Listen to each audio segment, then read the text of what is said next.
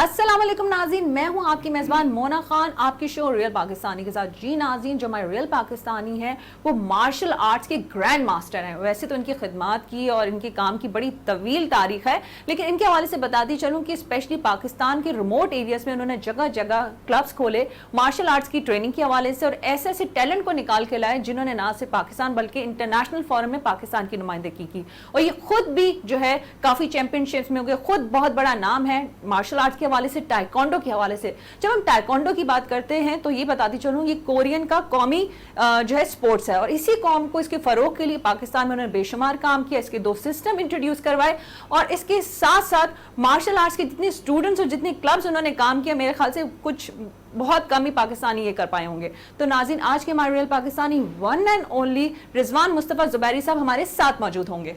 जी नाज़रीन, हमारे रियल पाकिस्तानी और ग्रैंड मास्टर टाइकोंडो के हमारे साथ मौजूद हैं। हमें वेलकम करेंगे, हमारे साथ मौजूद हैं रिजवान मुस्तफ़ा ज़ुबैरी साहब। अस्सलाम वालेकुम रिजवान साहब, कैसे हैं? वालेकुम अस्सलाम जी, बहुत बहुत शुक्रिया, थैंक यू वेरी मच।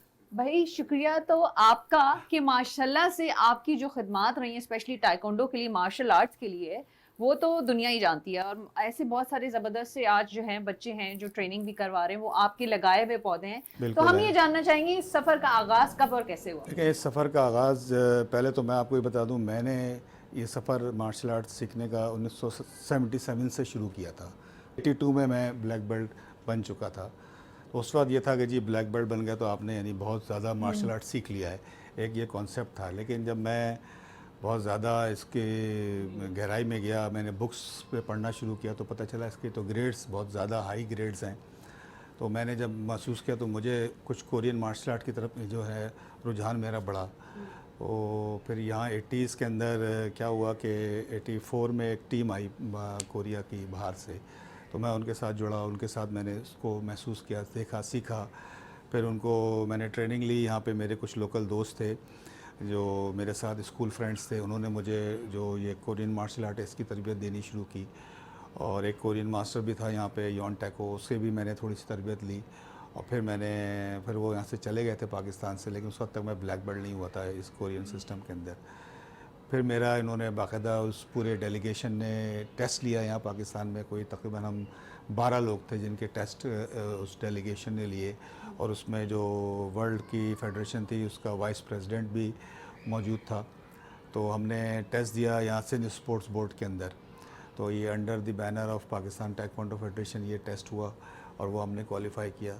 उससे मुझे पता चलना शुरू हुआ कि ये एक ऐसा दौर था मेरी ज़िंदगी का जो मेरी एक्साइटमेंट बहुत बढ़ी। और मैंने उसके साथ ही क्या किया, एक प्रोजेक्ट लिया फ़ौरन ही, क्योंकि मार्शल आर्ट्स में किक बॉक्सिंग इससे पहले सीख चुका था, और एक बर्मीज़ बॉक्सिंग जिसको हम बांडो कहते हैं वो सीख चुका था, और ये थाई किक बॉक्सिंग सीख चुका था, और थोड़ा सा हैप्किडो भी मैंने कोरियन मार्शल आर्ट और वो भी थोड़ा सा सीख लिया था उस वक्त तक।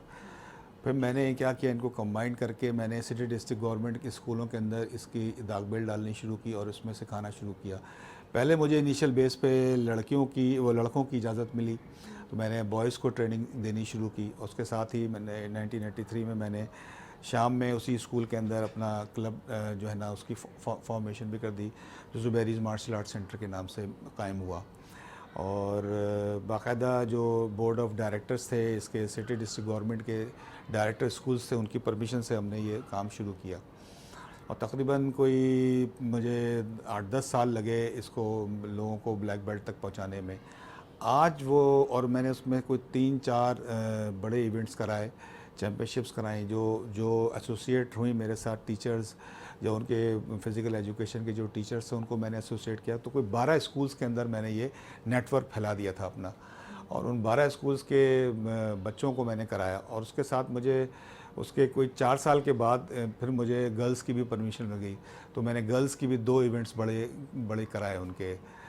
उन गर्ल्स में से मुझे 4 लड़कियां ऐसी मिली जो आज इस वक्त मुख्तलिफ स्कूल्स के अंदर जो फ़िज़िकल एजुकेशन करा रही हैं, और 6 लड़के मुझे ऐसे मिले जो ब्लैक बेल्ट के बाद आगे 4th 5th डिग्री तक भी पहुँचे हैं, और उन्होंने वर्ल्ड चैम्पियनशिप में भी पार्टिसिपेट किया, बाहर के दुनिया के ममालिक में जाके टूर्नामेंट्स भी खेले और ये किया। मेरा जो कॉन्सेप्ट है टीचिंग का वो है करैक्टर बिल्डिंग। माशाल्लाह से आपकी जो रीच थी गिलगित से लेके कश्मीर तक, कश्मीर से लेके मियावाली तक, ऐसी-ऐसी जगहों पे गए हैं जहाँ पे आप समझते थे कि इन जो पाकिस्तान में जो छुपा टैलेंट है उनको सामने लेके आ सके, बल्कि नेशनली बल्कि इंटरनेशनली उनको ऐसे प्लेयर्स आपने पैदा किया और फिर उनको खिलवा भी से। इस बारे में आप क्या कहना चाहेंगे? कितनी मेहनत की, कितनी स्ट्रगल की? मैं भी आपसे यही डिस्कस कर रही थी कि पहले तो वो क्लब खोलना तो वो तो आगे की बात है, लेकिन एक ऑल द वे आप सफ़र करें, फिर जगहों पे जाएँ, तो ज़रा मुश्किल हो जाता है। मैं क्योंकि ट्रैवलिंग का शौकीन हूँ और जब भी मुझे कुछ टाइम मिलता है हफ्ते 15 दिन का, तो मैं एक प्लान कर लेता हूँ कि भाई मुझे 10 दिन के लिए जो है ना निकलना है। तो जैसे मैं यहाँ से गया, मुझे बहुत सारे लोग कांटेक्ट करते हैं कि भाई आप हमारे पास आएँ, हमें ये नई जो टेक्निक्स आपने इंट्रोड्यूस कराई हैं ये कराएँ आप हमें, और जो हमारी इंटरनेशनल रजिस्ट्रेशन करा दें, हमें इंटरनेशनल सर्टिफिकेशंस कराएं कि हम भी हमारे पास भी होंगे। बहुत से लोग हमसे ये सवाल करते हैं, हम स्कूल्स में जाते हैं जब अपने अपने इलाके में जो पढ़े लिखे लोग हैं वो हमसे सवाल करते हैं, तो हमारे पास कुछ होता नहीं है दिखाने के लिए, उनको देने के लिए कुछ नहीं होता उनको, तो हमें इसमें हेल्प करें। मैंने कहा बेटा हेल्प तो ऐसे है कि मुझे आना पड़ेगा वहाँ पे, आपको मैं बुलाऊँ तो आप ज़्यादा लोग हैं, मैं वहाँ आ जाऊँ तो वो ज़्यादा आसान है। तो मैं फिर टाइम निकाल के मैंने ट्रैवल किया, मियांवाली में गया। मियांवाली में मैंने तमाम जो इंस्ट्रक्टर्स थे वहाँ के सबको ग्रुप को जमा किया, उनको सुबह शाम काफ़ी सारे दिन मैंने ट्रेनिंग्स कराई, फिर उनकी सर्टिफिकेशंस कराई, बाहर से इंटरनेशनल उनको सर्टिफिकेशंस करा के दी, और उनको बताया कि उस्ताद क्या चीज़ होती है, उस्ताद बनते कैसे हैं, उस्तादी क्या चीज़ होती है, आपने कैसे ट्रेनिंग करानी है। इसी तरीके से फैसलाबाद में गया, वहाँ पे भी मैंने लोगों को कराया। फिर फैसलाबाद के जो इंस्ट्रक्टर थे वो मुझे कहने लगे सर हमारी पुलिस ट्रेनिंग सेंटर है फैसलाबाद में, आप काइंडली यहाँ पे भी कुछ लेक्चर दें। फिर मैंने वहाँ जाके जो फैसलाबाद की पूरी यानी ट्रेनिंग सेंटर था, वहाँ जाके मैंने उनके सिपाहियों को काफ़ी टेक्निक्स बताई, नई टेक्निक्स कि भाई ये नई टेक्निक्स ये हैं। इसी तरीके से कराची में भी मैंने जो एयरपोर्ट सिक्योरिटी फोर्स है उसके जवानों को मैंने वेरी नाइस। ट्रेनिंग देखिए, कराई है, और उनके जो उस्ताद थे इकबाल साहब, वो मेरे बहुत अच्छे दोस्त थे, बल्कि उन्होंने मुझ फिर तो यहाँ पे इजाज़त है रिजवान साहब, ऐसी कौन-सी जगह रह गई है जहाँ आपने ट्रेनिंग ना करवाई हो? मैं इस्लामाबाद पुलिस के में भी गया हूँ। इस्लामाबाद पुलिस के मेरे पास उनके आईजी का थैंक्स का सर्टिफिकेट भी है कि भाई आपने यहाँ लेक्चर दिया और ये चीज़ें कराई। तो ये चीज़ें ऑन रिकॉर्ड है मेरी सारी। गिलगित में भी मेरे क्लब हैं, ठीक है, मेरे नाम से Zubairi, best Zubairi martial art centre उन्होंने नाम दिया इसको। तो अल्हम्दुलिल्लाह किया, काम किया, गया हूँ, बाकायदा मेहनत की है, उनके साथ लगा रहा हूँ। तो आप जब तक जुड़े ना रहें ना, तो आपको उनको पता नहीं चलता। फिर ज़ाहिर है जो बातें, फिर आपको क्या होता है कि जब आपने ट्रेनिंग कराई भी होती है तो आप उसको रिवाइव करके बताते हैं उनको टेलीफोन कॉल पे भी या वैसे भी कि यार आपको ये बताया था ना, इसको बस इसमें थोड़ी सी तब्दीली इस तरह से कर लें। तो बच्चे जो इंस्ट्रक्टर्स हैं वो सीख जाते हैं, वो फिर आगे जितनी भी नस्ल हैं वो तैयार कर रहे होते हैं, वो उसके लिए आसानी हो जाती है। जब एज़ अ प्लेयर आप खुद भी खेलते थे, आपने बड़ी गोल्ड मेडल्स, काफ़ी सर्टिफिकेट जीते, पीछे मैं बड़ी लंबी फाइल्स भी देख रही हूँ। तो उस बारे में क्या कहना चाहेंगे जब आप खुद खेलते थे और जब आप बच्चों को लेकर गए खिलाने के लिए, और जब वो ज़ाहिर-सी बात है एक उस्ताद के लिए सबसे बड़ी खुशी की यही बात होती है कि बच्चे जो हैं वो जाएँ और अच्छा परफ़ॉर्म करें, हाँ, और सबसे और मज़ीद ज़बरदस्त बात ये होती है कि अपने मुल्क को, अपनी कंट्री को रिप्रेज़ेंट करें। तो क्या कहना चाहेंगे? देखिए जब मैं अपने यूनिवर्सिटी में था तो उस वक़्त मैंने इंटर कॉलेजिएट चैम्पियनशिप्स जो थी वो 3 साल लगातार जीती। उसमें कराटे में फ़र्स्ट और जूडो में फ़र्स्ट।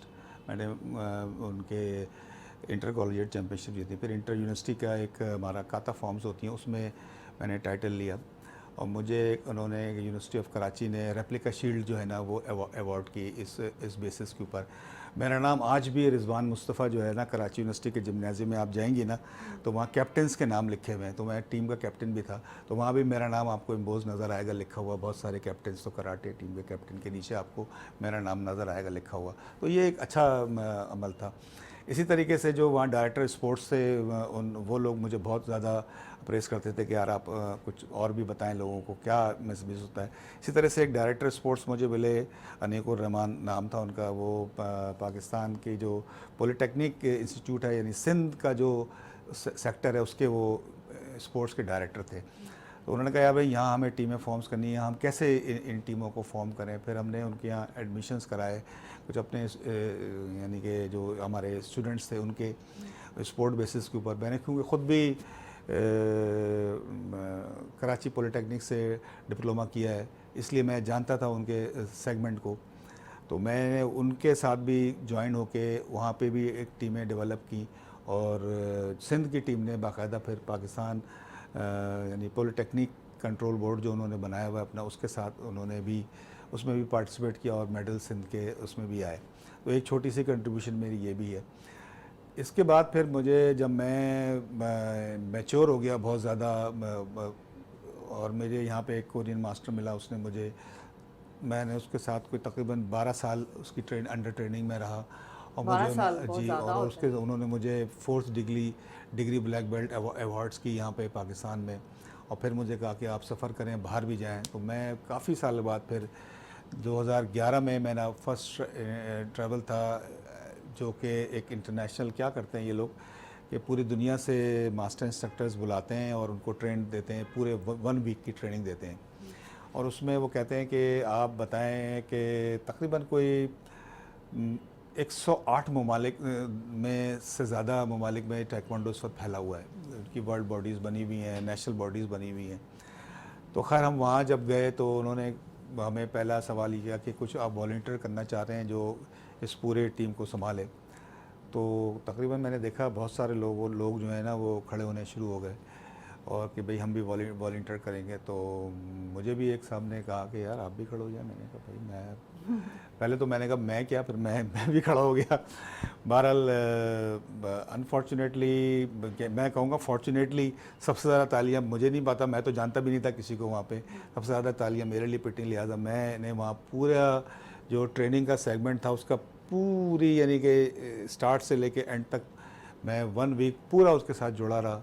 अपनी ट्रेनिंग भी कराता था, और सुबह वार्म अप सारी एक्सरसाइजेज सारी मेरी जिम्मेदारी होती थी।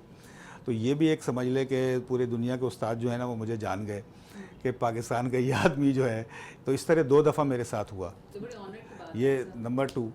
इसके साथ क्या हुआ कि मैंने वहाँ पे एक बहुत बड़ी एक चेंज मैंने वहाँ पैदा किया। वो चेंज ये था कि मैंने वहाँ उनको ये बताया कि देखें जी, जब कोई वालिदैन अपने बच्चों को किसी भी क्लब में लेके आते हैं तो वो ये कहते हैं सेल्फ डिफेंस।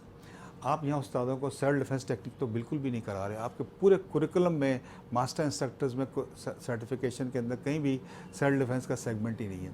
आप यकीन करें कि 2013 में जब मैं तीसरी दफ़ा गया तो उन्होंने एक कोरियन मास्टर बुलाया था, और उन्होंने मुझे बताया कि सर आपके कहने पे हमने ये देखें इस दफ़ा ये पूरा सेगमेंट जो है ना इसके अंदर डाला है। तो ये भी एक पाकिस्तान के लिए अचीवमेंट है कि एक कुकीवान जो वर्ल्ड का हेडक्वार्टर है उसके अंदर एक कुरिकुलम में हमारे कहने से उन्होंने। कौन कौन सी कंट्रीज़ में आपका जाना हुआ उसके साथ साथ कि जहाँ आप जो है पाकिस्तान की ज़ाहिर सी बातें पहचान रहे हैं, एम्बेसडर हैं? मैंने जी अमेरिका किया है, सऊदी अरेबिया में गया हूँ, इंडिया में मैं जाके बात कर चुका हूँ, यूके 2-3 दफ़ा मैं यूके जा चुका हूँ, और अमेरिका में कल अभी यानी कि इस महीने अक्टूबर का ये महीना, इस महीने फिर मैं अमेरिका जा रहा हूँ। अच्छा, वेरी नाइस।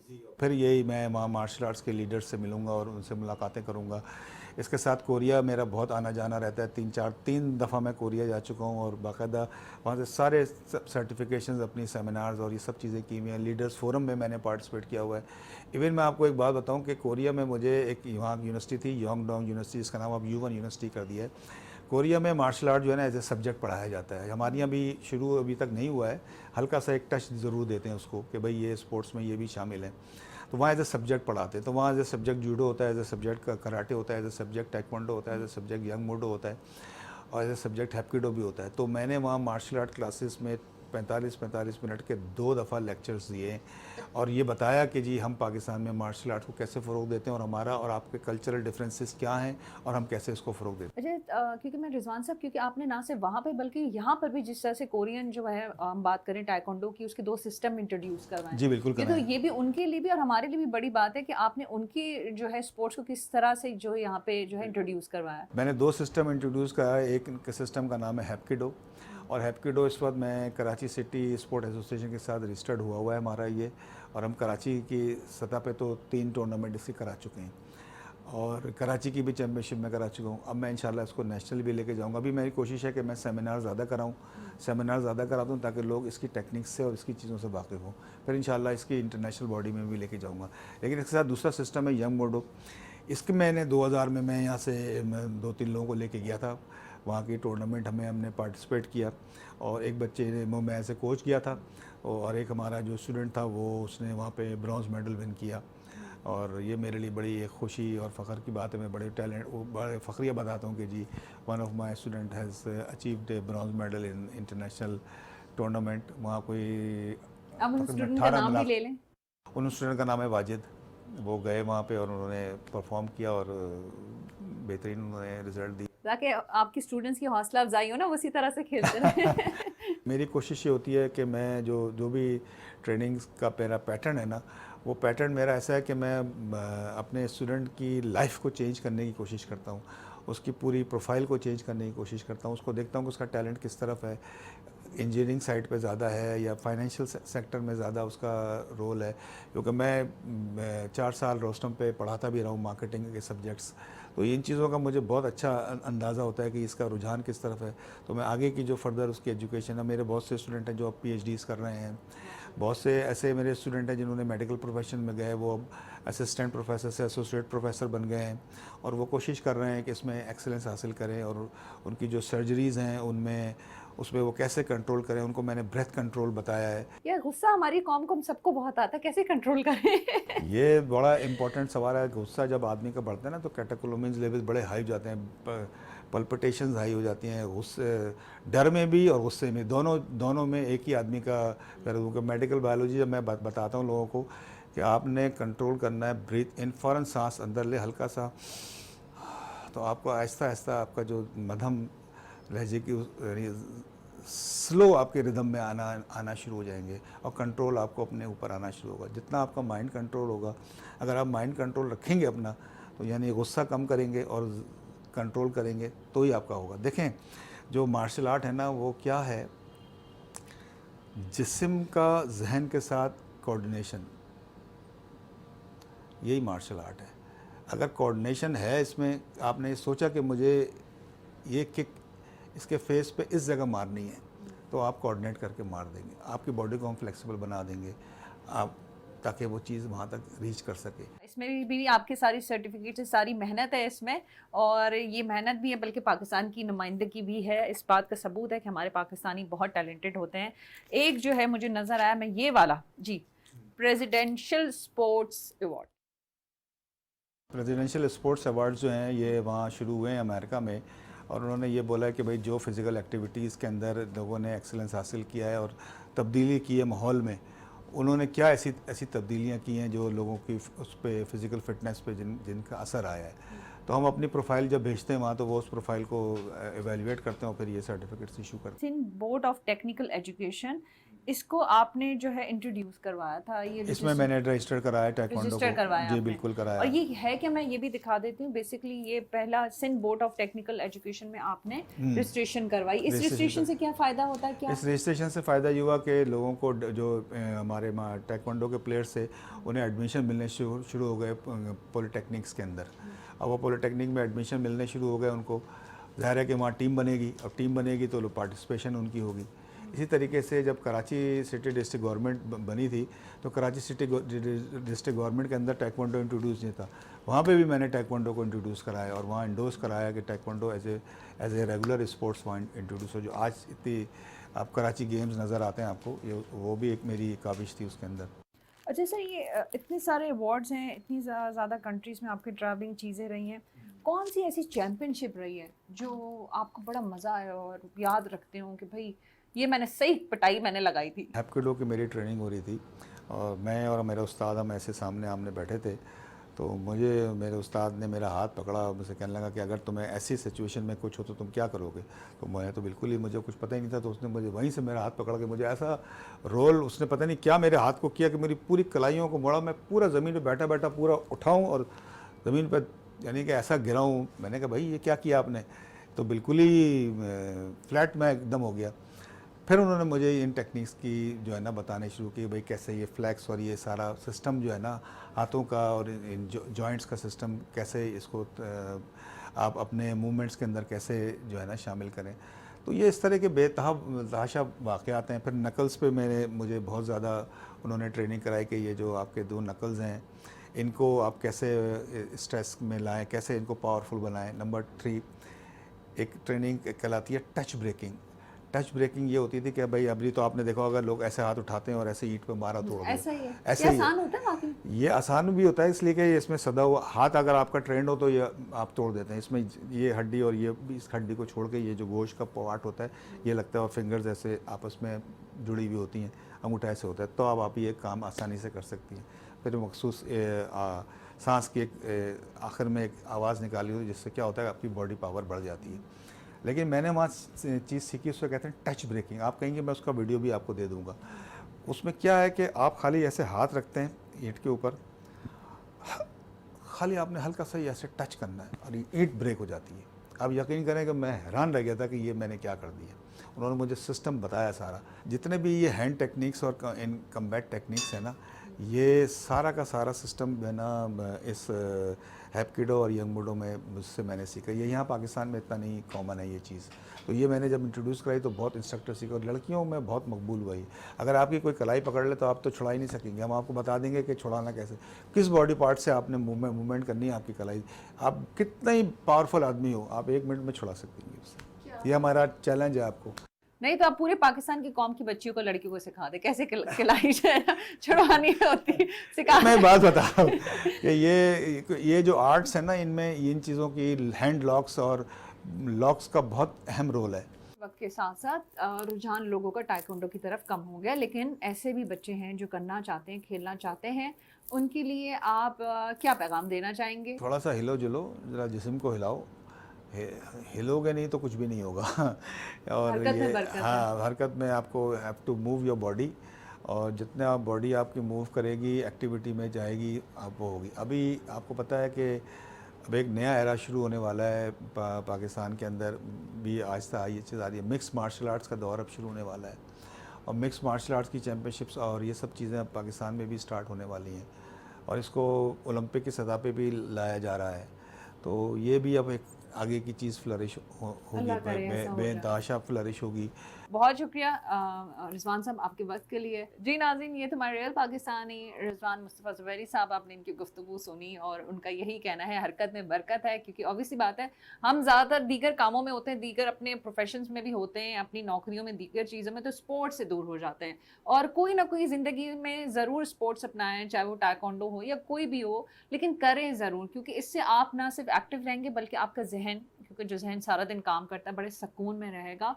और ना सिर्फ बच्चों के लिए कह रही हूँ बल्कि पेरेंट्स के लिए भी कह रही हूँ कि प्लीज़ उम्र की कोई हद नहीं होती स्पोर्ट्स में। अगर जो भी करना चाहते हैं वो ज़रूर करें। आपने खुद हमारे रियल पाकिस्तानी का देखा, वो किस तरह से किसी उम्र में जॉब भी करें और अपने मिशन को भी कैरी किए में। इसी बात के साथ अपना बहुत ख्याल रखें। मुझे मोना खान को इजाज़त दीजिएगा। पाकिस्तान जिंदाबाद।